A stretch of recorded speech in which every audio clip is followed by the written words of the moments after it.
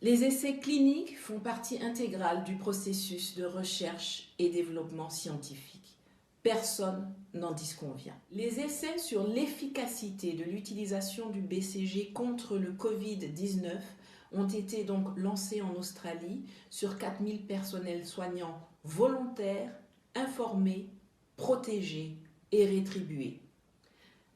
50% de ceux-ci recevront une injection de BCG, 50% recevront une injection de placebo. Le placebo, c'est un médicament sans principe actif, un médicament qui n'agit pas.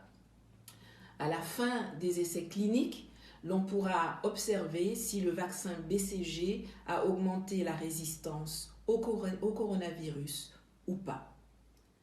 En Occident, les personnes ayant accepté de participer aux essais cliniques sont des gens du corps médical et protégés par le port du masque, par des combinaisons de protection, par des gants, par des casques, par des boucliers faciaux, par des lunettes de protection, par la disponibilité de traitements médicamenteux, par la disponibilité de dispositifs de réanimation. Ce qui est très important, surtout pour celles qui sont dans le groupe placebo, qui en réalité ne recevront pas de vaccin. Et c'est là que réside toute la perversité de la proposition de Mira.